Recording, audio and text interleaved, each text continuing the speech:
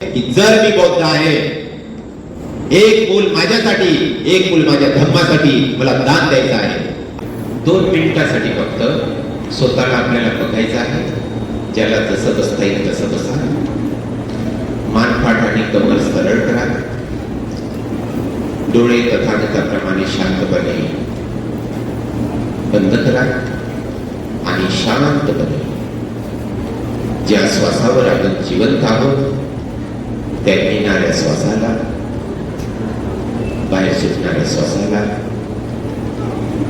जागरूक हो, समजण्याचा, जाणण्याचा, त्याची प्रचिती करण्याचा प्रयत्न करा. जसाही श्वास आत येत आहे तर येत आहे, येत आहे. जसाही श्वास बाहेर सुटत आहे तर सुटत आहे, सुटत आहे, सुटत आहे. हा बोध प्रत्येक क्षणाला श्वास येतो, आल्याबरोबर बाहेर सुटतो. जसाही बाहेर सुटेल तर बाहेर सुटत आहे हा होश. जसाही आत येईल तर बाहेर आत येत आहे हा होश. खूप होश, खूप जागरूकता. दिवा तपती आदित्यो रक्तिं आभाति चंद्रिमा सन्नभो खत्तयो तपति छायी तपति ब्राह्मणो अथ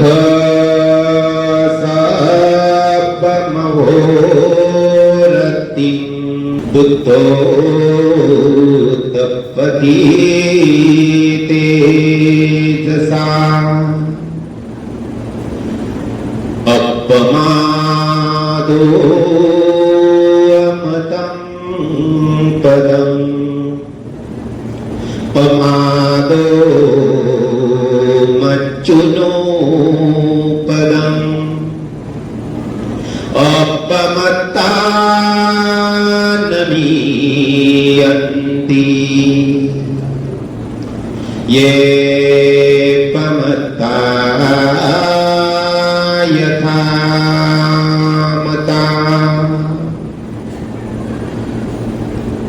दिवस असल्यानंतर सूर्य आपल्याला चमकताना दिसतो, परंतु तो रात्रीला चमकत नाही. रात्र झाल्यानंतर चंद्रमा आपल्याला चमकताना दिसतो, पण दिवसा तो चमकत नाही, तेजस्वी नसतो, आभाषित नसतो. कोणी राजा रणभूमीवर गणवेशाने आणि शस्त्राने परिपूर्ण असतो, आपल्या मुकुटाने परिपूर्ण असतो, तेव्हा तो तेजस्वी दिसतो, सुंदर दिसतो, तेजमय दिसतो. कोणी भिक्षू आपल्या ध्यानाच्या तेजाने तेजस्वी असतो, अन्य वेळेस तो पण सामान्य दिसतो. परंतु बुद्ध स्वतःच्या तेजाने अहोरात्र चमकत असतात, ज्याचं तेज कधीही समाप्त होत नाही. बुद्ध 2500 वर्षापूर्वी झाले. बुद्ध 2500 वर्षापूर्वी झाले, परंतु आज सुद्धा 2500 वर्षानंतरही बुद्धांचा प्रकाश समाप्त झाला नाही.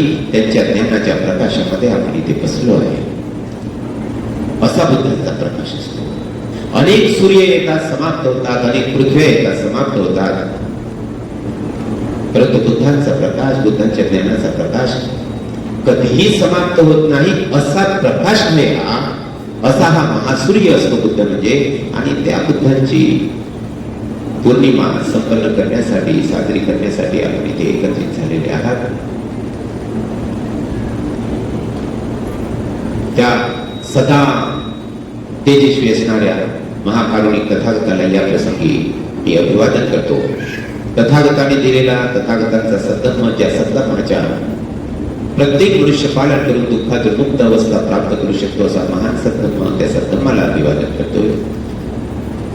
तथागत बुद्धांच्या दुःखमुक्तीच्या मार्गाचा प्रत्येक ठिकाणी दूर दूर जाऊन 2500 वर्षानंतरही बुद्धांचा धम्म जशाने तसा जिवंत ठेवण्याचं महत् कार्य तथागताच्या भिक्खू संघाने केलं.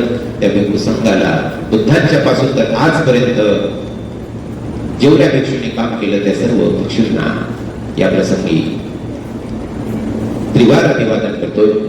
आणि एवढं काम केलं असताना भिक्षूंनी तरीही भारत देशामध्ये बुद्धांच्या प्रकाशापासून भारत देश अंधारात आला होता. अंधार पसरला होता बुद्धाच्या प्रकाशाचा. बुद्धाचा प्रकाश अस्तित्वात नव्हता इथे.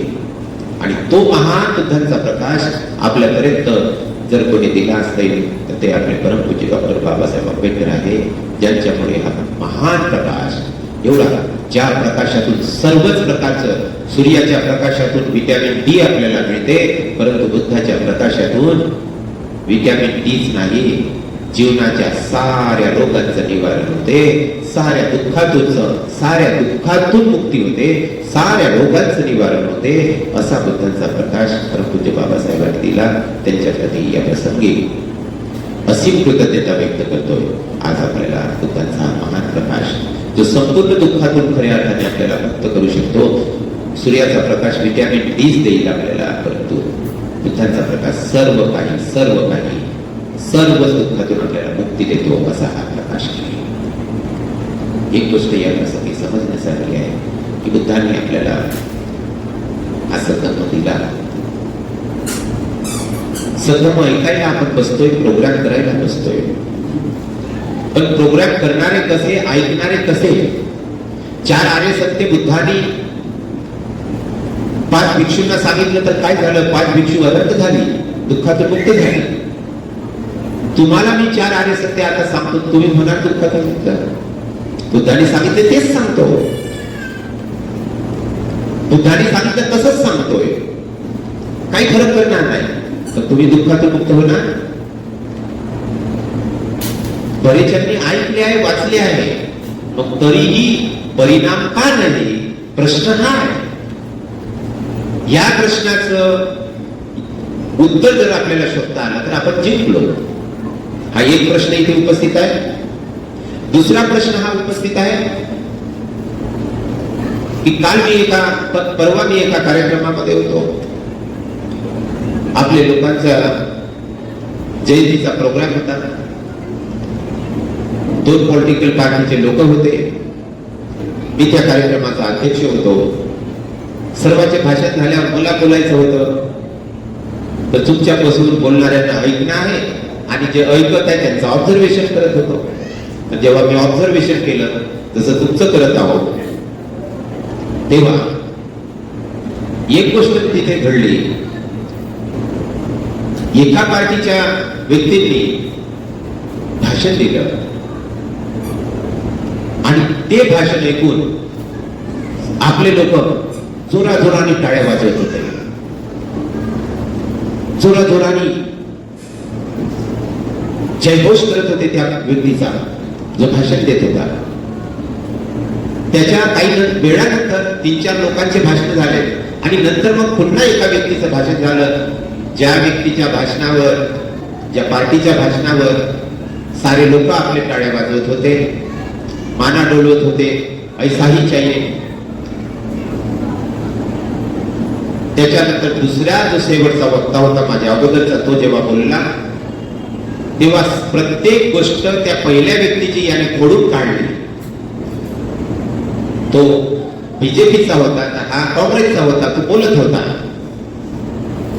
आणि याने ती गोष्ट खोडून काढली. आणि जेव्हा खोडून काढली तेव्हा आपलेच लोक त्याने पहिल्या बोललेल्या गोष्टीच्या विरुद्ध बाजूने जेव्हा टाळ्या वाजवत होते, माना डोलवत होते, त्याच्या विरोधात बोलल्यावर तेच लोक माना डोलवत होते, तेच टाळ्या वाजवत होते. म्हणून माझा प्रश्न हा आहे, तुम्ही आहे इकडे की तिकडे? आहे कोणाचे आपण?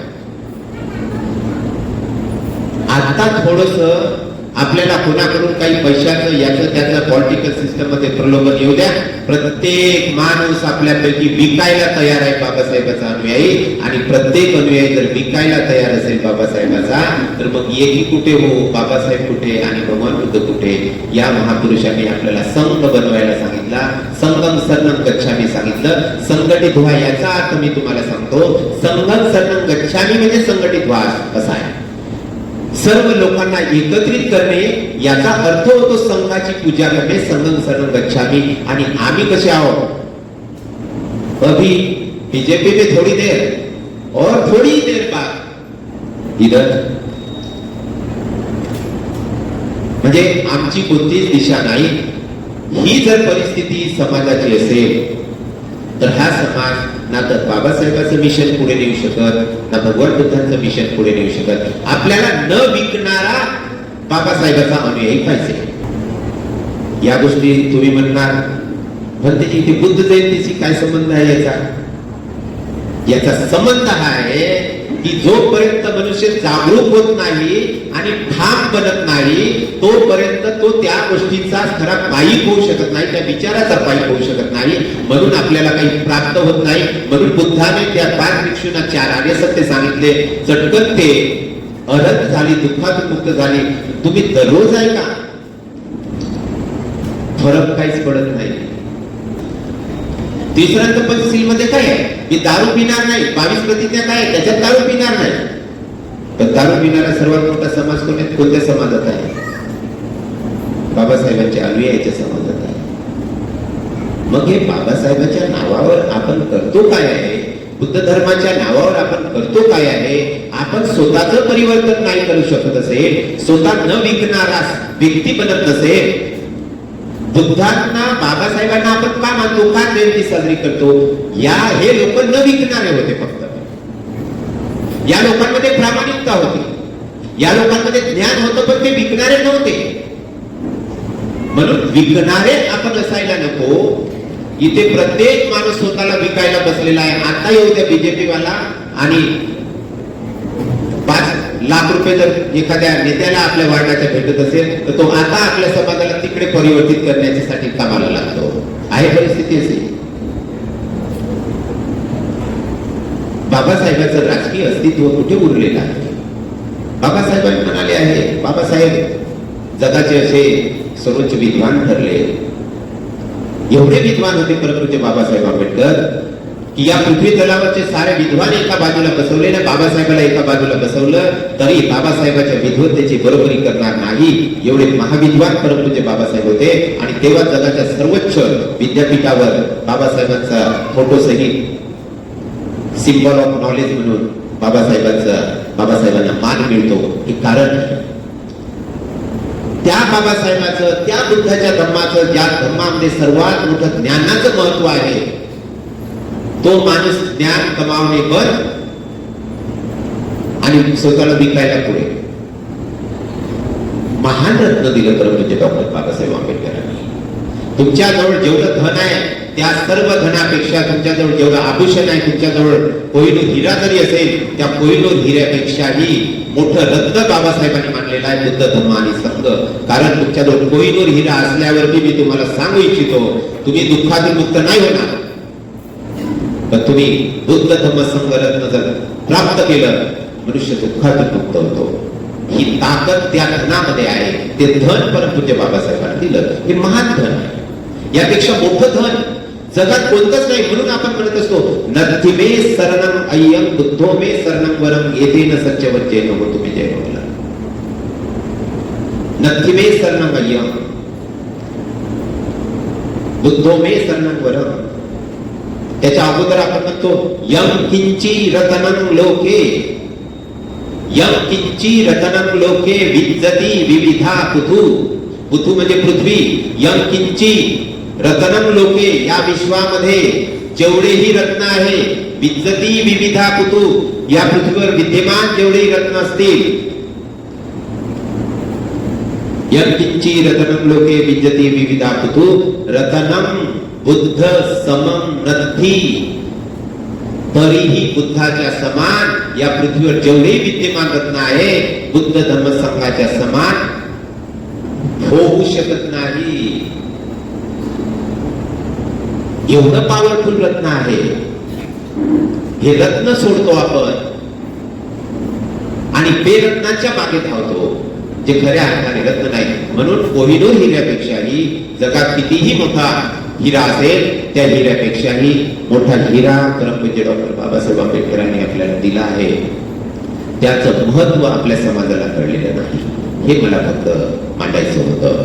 ज्या दिवशी तुम्हाला कळू द्या की तुम्हाला हिरा सापडला, त्या त्या दिवशी तुम्ही त्या हिऱ्याला ठेवणार कसं? तुम्ही बुद्धाच्या दम्याला हिरा समजतच नाही. एक घटना घडली.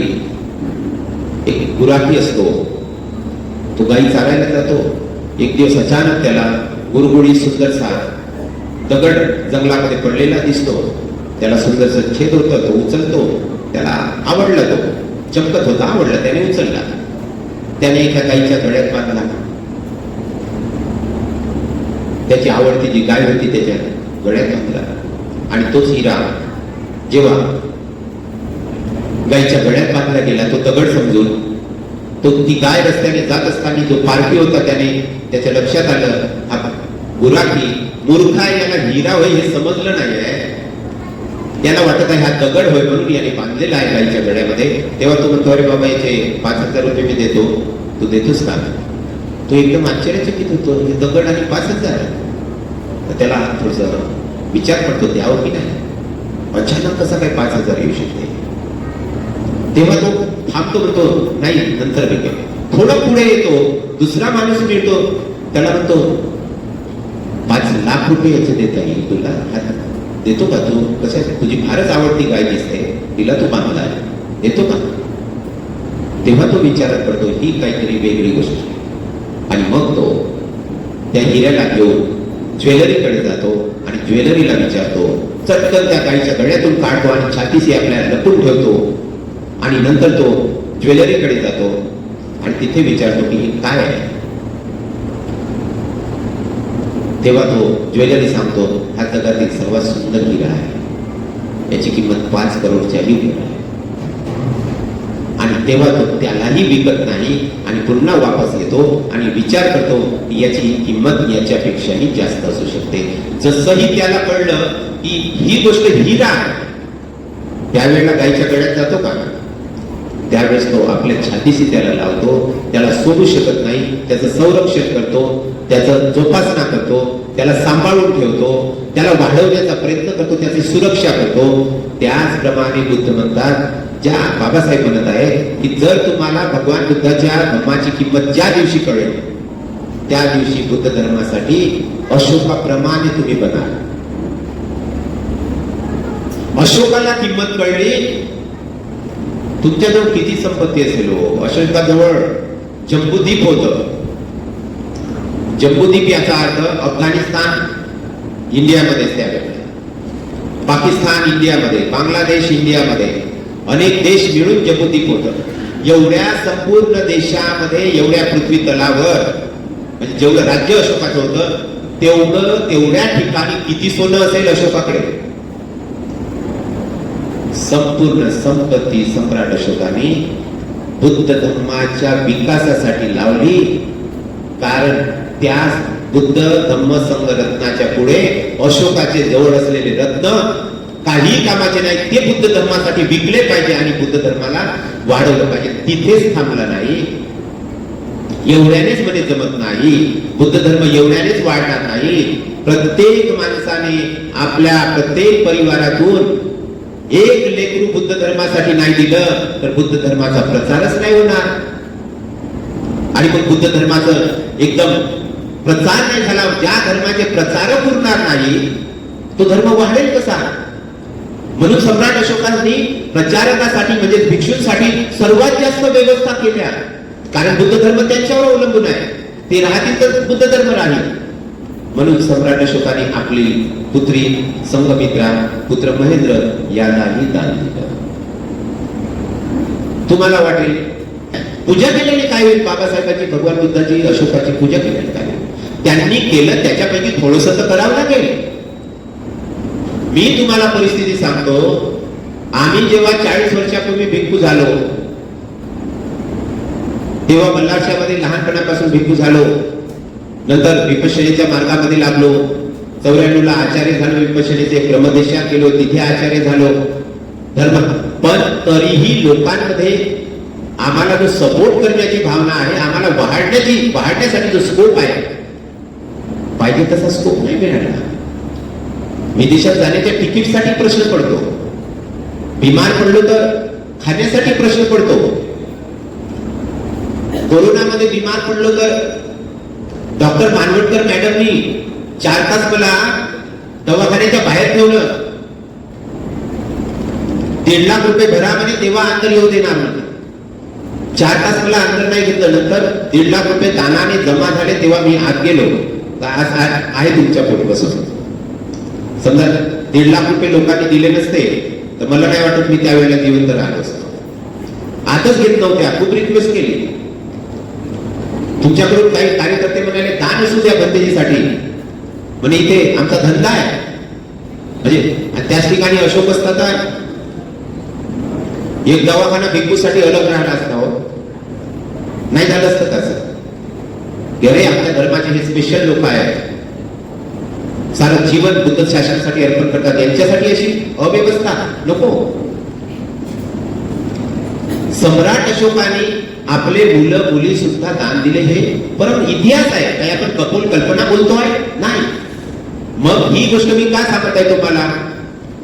हे यासाठी सांगत आहे, आपल्याला नव्या उपाययोजना करावं लागेल. जे चालत होतं तसंच राहून चालणार नाही. नव्या उपाययोजना ह्या आहे की महापुरुषांनी, सम्राट अशोकासारख्या महापुरुषांनी, बाबासाहेबांसारख्या महापुरुषांनी दिलेल्या दिशा अग्रेसर व्हावं लागेल त्या दिशेने. काय बोलतो आहे मला सांगा.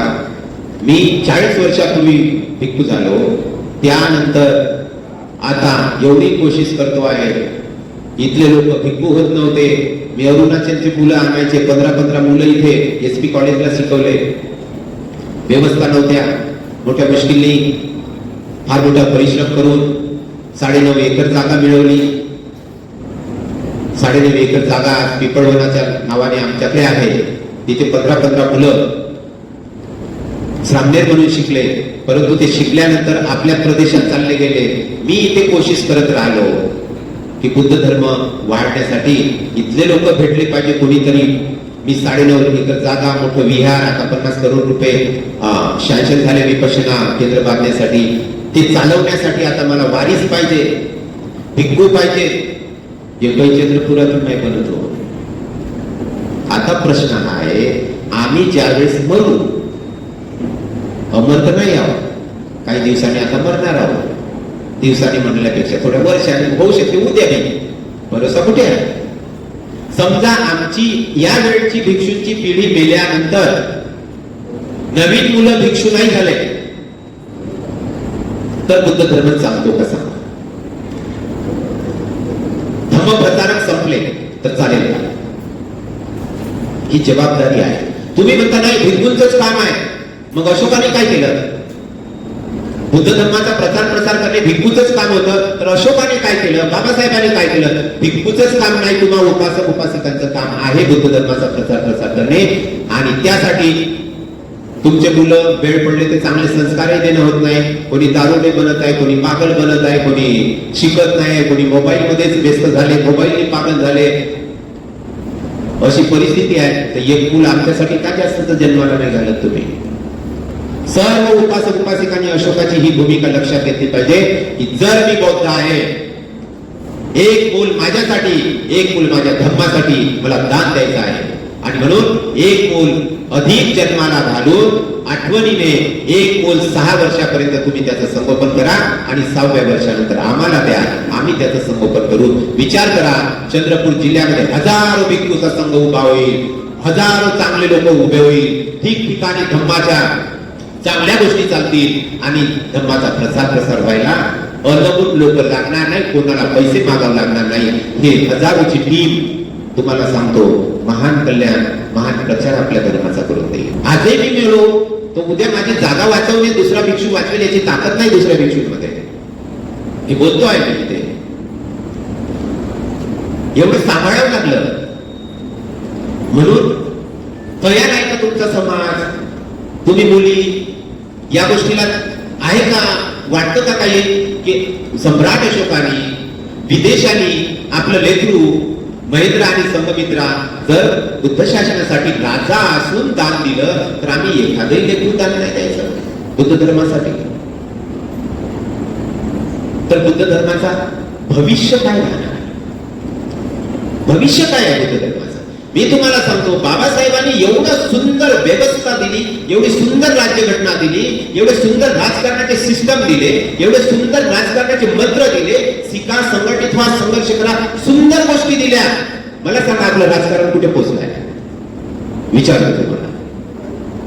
सुंदर गोष्टी दिल्या, बाबासाहेबांपेक्षा सुंदर गोष्टी दुसरा नाही देऊ शकत. तुम्ही नेलं कुठे त्याला? पोहोचवलं का कुठे? जिथे होतं त्यापेक्षा मागे आहोत. आपलं अस्तित्व संसदेतून, राजकारणातून संपत आहे. ही आपल्यासाठी दुःखाची बाब आहे. म्हणून आपल्याला त्याग करणे. बाबासाहेबांनी 4-4 पोरं आपले मरू दिले, पण धम्मासाठी, समाजासाठी काम सोडलं नाही. तुमचं समाज जरी विकला जात असेल तरी माझं घर कसं बनेल आणि कुठून येईल कसं, या दिशेने काम आहे. सारे बाबासाहेबांच्या उलट्या विचाराचे आहोत आणि म्हणतो की आम्ही बाबासाहेबांचे अनुयायी आहोत. बाबासाहेबांना समजलं नाही. समजलं जरी असेल तर समजल्यानंतर त्याग पाहिजे आहे. बिना त्यागाने कसं अचीव करणार तुम्ही? बिना त्यागाने तुम्ही काहीच अचीव करू शकत नाही. आताही मला वाटतं, मी बोलून उपयोग काय आहे मला माहित आहे. कोणाच्या मनात येत आहे इथे आता की खरंच जे तरुण मंडळी आहे, खरंच मी माझा एक मुलगा, कोणाच्या मनात आलं एक मुलगा आता धम्मासाठी मी देणारच. आणि खूप मेहनत लागते एका मुलासाठी. एवढं मी नाही, एक मुलगा देऊ शकता तुम्ही, द्यायला पाहिजे धम्मासाठी. हे सहजतेने काम बुद्ध शासनासाठी होऊ शकते. धोका मी तुम्हाला सांगू इच्छितो. तुम्ही म्हणता की 84,000 विहार भारत देशामध्ये होते, जम्बूद्वीपामध्ये होते, अशोकाने गेले कुठं? कसे संपवले? या मानसिकतेबाई संपल्या आहे. ह्या परिस्थिती उत्पन्न झाल्या त्यानंतर संपल्या. म्हणून आपल्याला परिस्थिती, पुढची आपली जी परिस्थिती अफगाणिस्तानामध्ये आज आहे, ती परिस्थिती या परिसरामध्ये येत्या 100 वर्षानंतर होण्याची शक्यता आहे. बुद्ध धर्माच्या बाबतीत राजकारण तर प्रत्येक देशात टिकूनच राहते, राजकारण संपत नाही.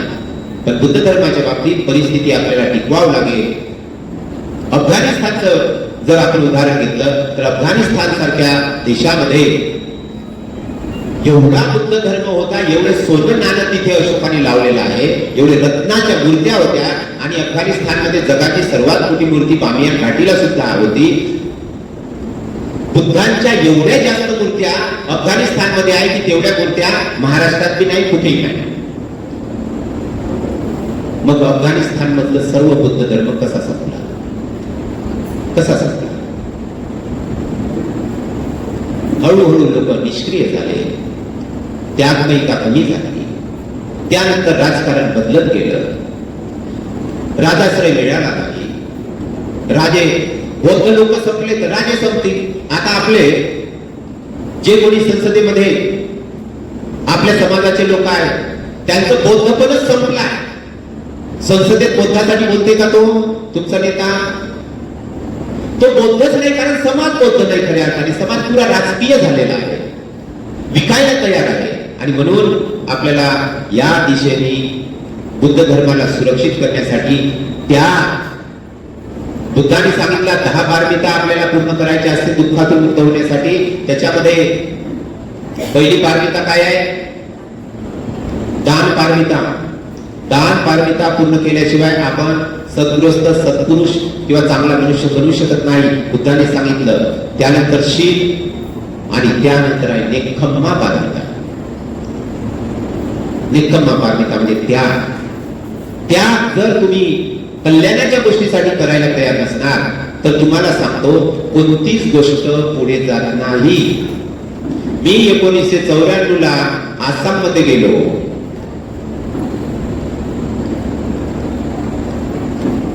तिथे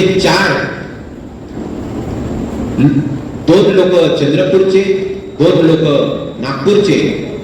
94 मध्ये RSS चे लोक, मी महाराष्ट्रातून आलो म्हणून तिथे मला भेटायला आले. आणि तिथे ते त्यावेळेला इथून जाऊन तिथे ते RSS चं काम करत होते. आणि त्यांनी मला सांगितलं, भंतेजी आम्ही फक्त 1 महिन्यासाठी महाराष्ट्रात जातो आणि आता 18 वर्ष इकडे झाले काम करत आहोत. या पद्धतीने त्या लोकांचे त्याग आहे. घरदार सोडूनही ते लोक त्यांच्या धर्माच्या प्रसारासाठी तयार आहेत आणि मेहनत करत आहेत. तुम्ही बुद्ध धर्माच्या प्रसारासाठी कुठे गेले? जे जाणारे भिक्षू आहेत त्यांचेही पाय धरून ओढतो आपण, त्यांनाही कुठे वाढू देतो. मी तुम्हाला सांगतो, आजही एक वर्ग निश्चित चांगला आहे आपल्या समाजामध्ये, जो बुद्ध शासनासाठी हितात आहे. याचा अर्थ सर्वच चुकीचा आहे असं नाही, म्हणूनच आपला प्रोग्राम होत आहे. चांगली परिस्थिती काही अंशी आहे, याच्यात वाद नाही. परंतु काही रोग आहेत, ते रोग आपण काढले पाहिजे, हे पण महत्वाचं आहे. काही लोकांमुळे तर आम्ही जिवंत आहोत, प्रचारक भिक्षू जिवंत आहे, परंतु हे फार पोटावर मोजण्या एवढे लोक आहेत जे यांना वाटतं की आपल्या घरी वर्षातून एकदा भंतेजीचं जेवण झालं पाहिजे. अहो, आम्हाला जेवण दिलं पाहिजे, हे बी मानसिकता असणारा समाज नाही आहे. खायचं कुठून?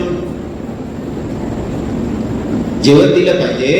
माझ्या घरी महिन्यातून की वर्षातून एकदा भंतेजीचं जेवण अवश्य झालं पाहिजे. असे लाखो घरं मी तुम्हाला देईल की ज्यांच्या घरी अजून भंतेजी जेवलाच नाही. पण तरी तर आम्ही जिवंत आहोत, म्हणजे देणारे तर कोणी ना कोणी आहे, याच्यात वाद नाही. परंतु मोठा वर्ग असा तुम्हाला मिळेल जो फक्त धर्मात येत बी नाही, काही करत बी नाही, विहारात बी येत नाही, याच्यासाठी काही दिलंही नाही. तो वर्ग भंतेजीवर बी टीका करतो, तुमच्यावर बी टीका करतो. असा वर्ग भरपूर संख्येने आहे. म्हणून आपल्याला जागृती करावी लागेल. म्हणून जे मी पहिलं उदाहरण दिलं होतं की तो बीजेपीचा बोलतो की तुम्हाला जागेचे पट्टे देतो, त्यावेळेला सारे लोक वा वा म्हणून टाळ्या वाजवतात, आणि दुसरा जेव्हा काँग्रेसचा बोलतो की हा पट्टेच देऊ शकत नाही कारण पट्टे देणे याच्या हातात नाही, तेव्हा तेच लोक टाळ्या वाजवतात. असंच जर आपलं ना इदर ना उदर अशीच जर परिस्थिती राहील तर मग आपण सुधरू शकत नाही.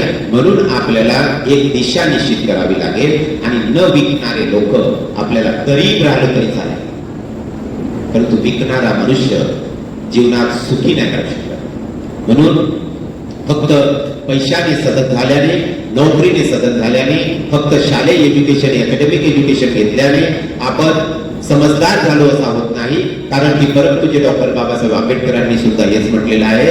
बाबासाहेबांना वाटलं होतं की मी एक ग्रॅज्युएट झालो तर एवढं मोठं काम करत आहो, माझ्या समाजाचे अनेक ग्रॅज्युएट झाले तर किती मोठं काम होईल. आणि जेव्हा बाबासाहेब 10 वर्षानंतर परिस्थिती बघतात तेव्हा तेच बाबासाहेब म्हणतात की म्हणजे पढे लिखे लोगों ने धोखा दिया.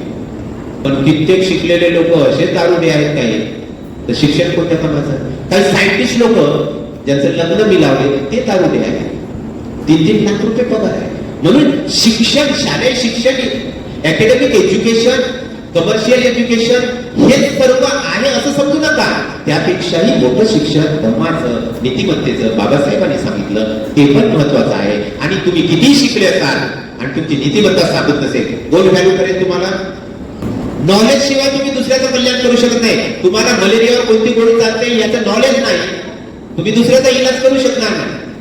परंतु तुमची नीतिमत्ता भटकली असेल तर मग तुम्ही चांगल्या माणसालाही, भंतेजी सारख्या माणसालाही दवाखान्याच्या बाहेर 1.5 लाख रुपयासाठी बाहेर ठेवा 4 तास मरण्यासाठी. तुमच्यासाठी पैसाच प्रमुख होईल. नीतिमत्ता निर्माण करावं लागेल, म्हणजेच तुमच्या शिक्षणासोबत नीतिमत्तेशिवाय आपल्याला उपाय नाही. या महापुरुषांकडे असं उत्तुंग नॉलेज होतं, असं महान नॉलेज होतं की त्या नॉलेजचा वापर करून, ते नॉलेज अशी एक औषध होती, त्या औषधीचा वापर केला की जीवनाच्या प्रत्येक समस्यांचं निवारण होतं. हे नॉलेज या लोकांकडे आहे, हे नॉलेज या लोकांनी दिलं, म्हणजे ते आपल्याला शिकावंच लागेल. म्हणून दररोज परमपूज्य बाबासाहेबांचं पुस्तक अर्धा तास तरी वाचावंच लागेल तुम्हाला. अर्धा तास प्रत्येक व्यक्तीचा नॉलेज मिळवण्यासाठी गेलाच पाहिजे. महत्वाचं आहे, महत्वाचं आहे. त्याशिवाय तुम्ही जीवनाला हँडल करू शकणार नाही, बॅलन्स करू शकणार नाही. आणि दुसरी महत्वाची गोष्ट, त्या नॉलेज सोबत तुम्हाला नीतिमत्ता आपल्या जीवनात स्थापित करावं लागेल.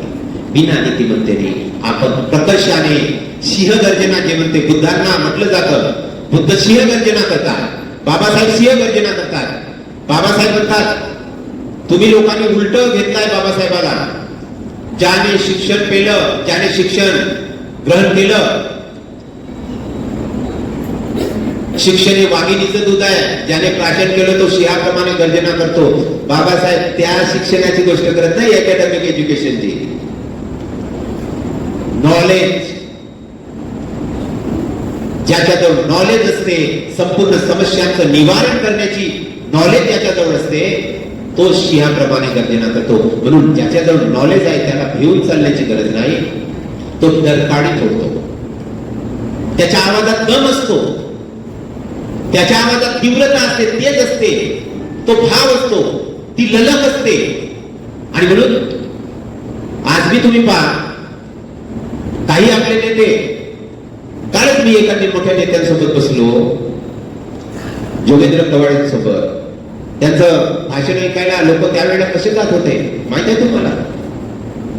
अहो, आम्ही लहान होतो तर जोगेंद्र कवाडे म्हटलं तर काय पुरा समाज त्याचं फक्त भाषण ऐकायला भेटलं पाहिजे, धावून पडत होते. जोगेंद्र कवाडे येत आहे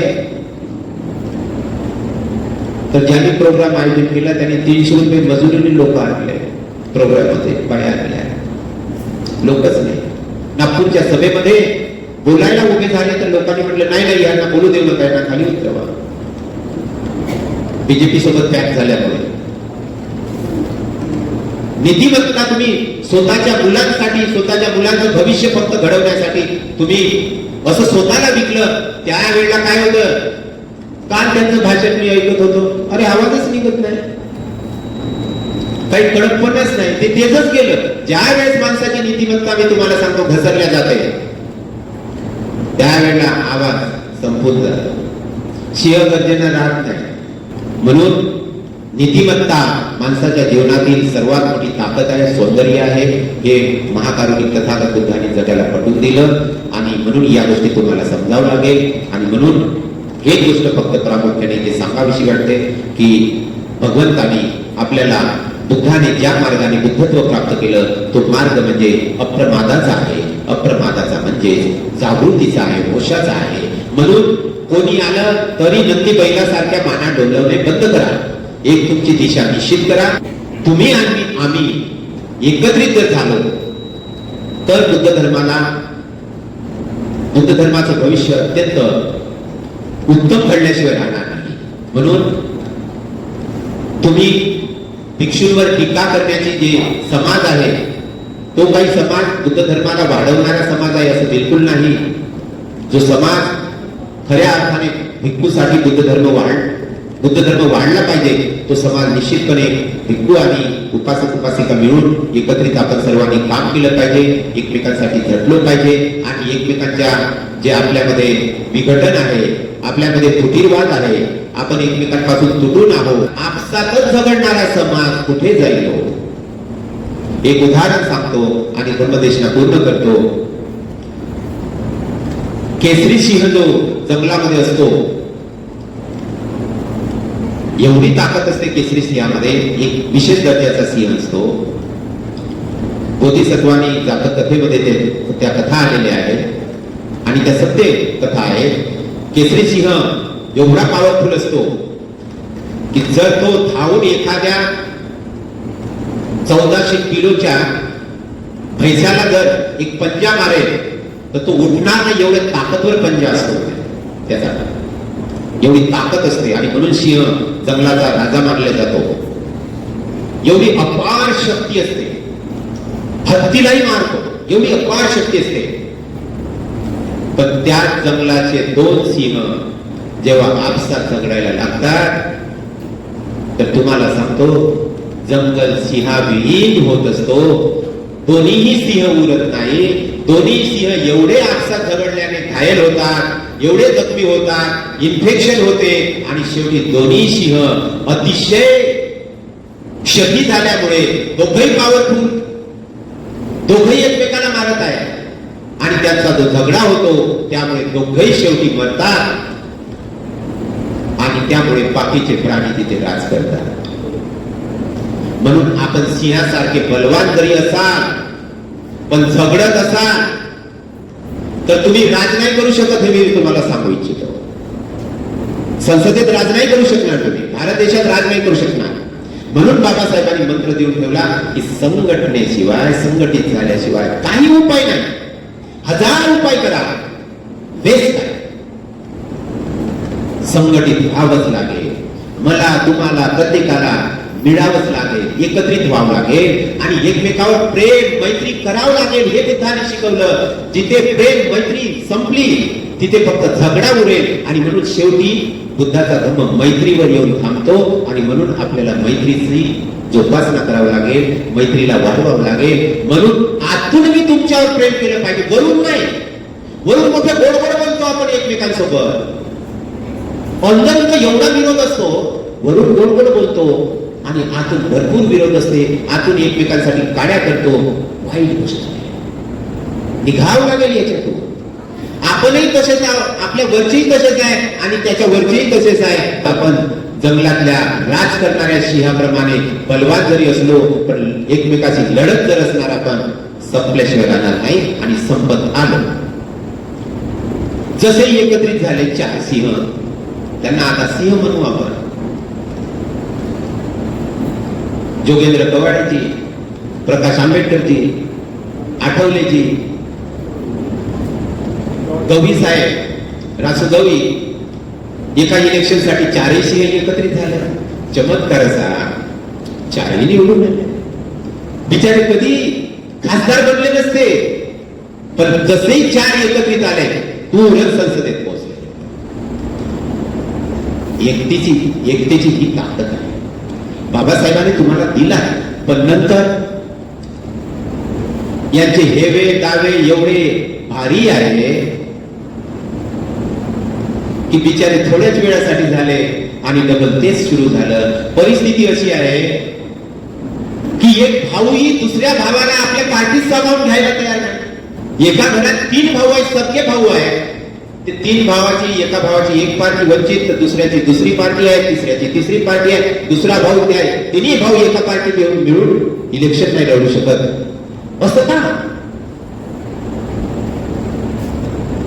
म्हणजे आपण भाऊ मिळून नाही राहणार आणि समाज एकत्रित राहायला पाहिजे ह्या आशा करणार, अशाने चालणार नाही. आपल्याला घरात मिळून राहणे शिकलं पाहिजे. म्हणून मी बरेचदा बोलतो, तुम्ही तुमच्या परिवारामध्ये नवरा बायको तर पहिले मिळून राहा.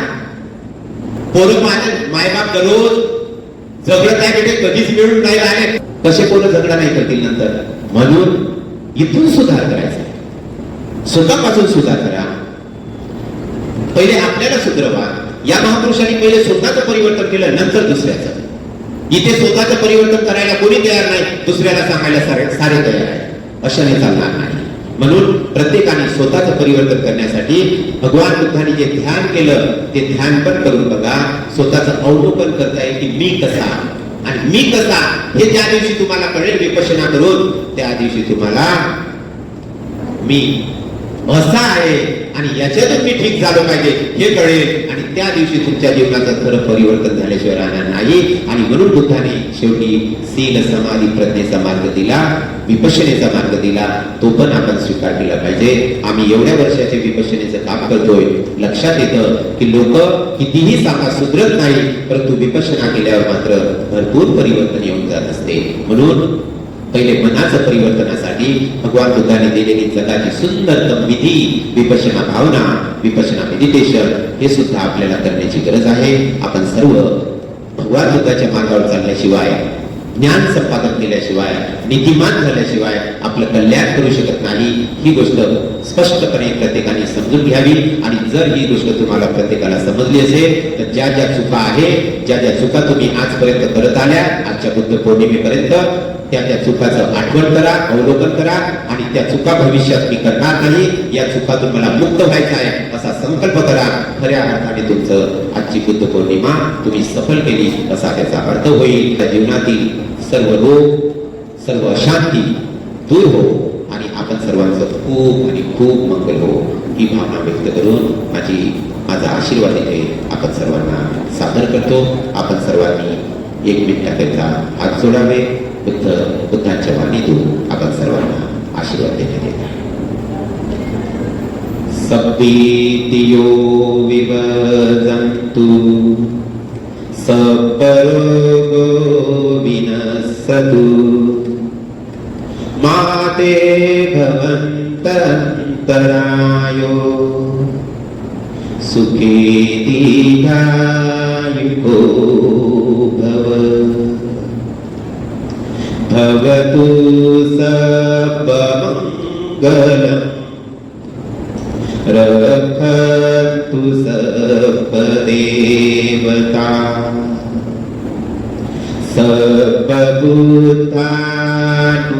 सर्वभूतानुभावेन सदा सुखी भवन्तु ते भवतु सर्वमङ्गलम् रक्षन्तु सर्वदेवता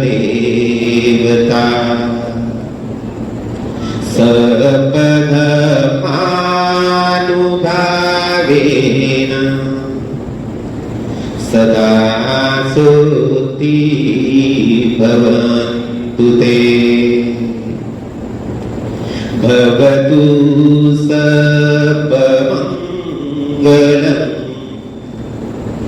रक्षन्तु सर्वदेवता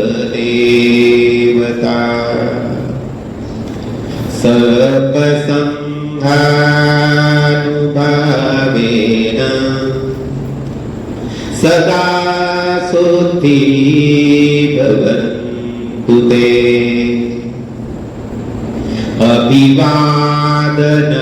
अभिवादनशीलस्य